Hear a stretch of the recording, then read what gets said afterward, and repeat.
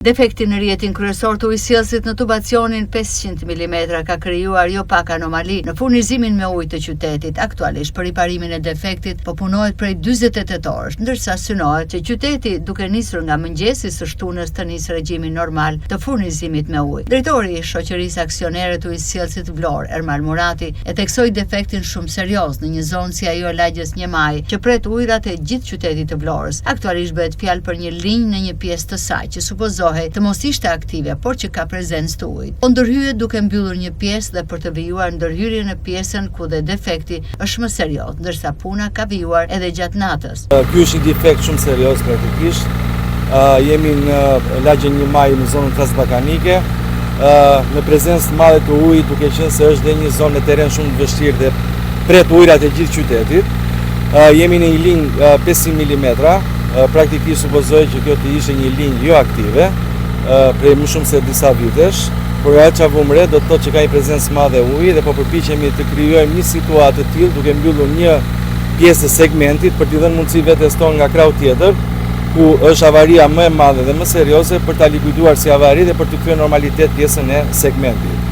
Nga krau tjetër duke ndjesë qytetarëve dhe gjithë bizneseve të qytetit Vlorës për të ndërprerje, por ishte më se detyrueshme.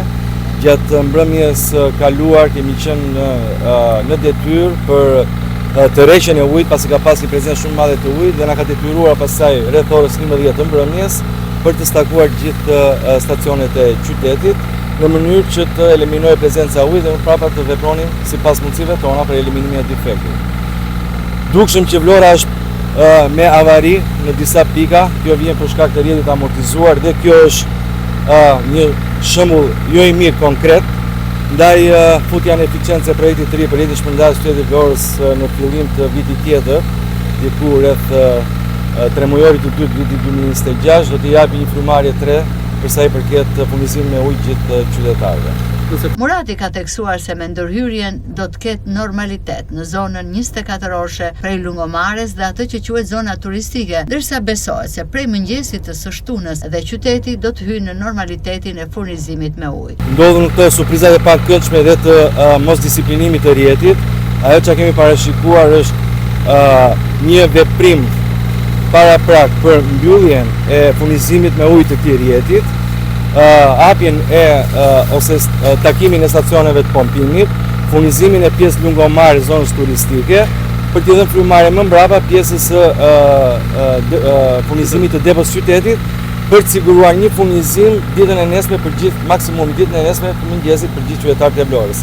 Ndërsa gjatë masditës mendojmë të kemi të stabilizuar le të themi pjesën tash quajtur 24 orashe të qytetit Vlorës. Defekti është evidentuar 2 ditë më parë në një nga zonat kryesore të qytetit, ndërsa pritet që me ndërhyrjen e kryer qytetit t'i kthehet normalitetit në furnizimin me ujë pas problematikave të shfaqura.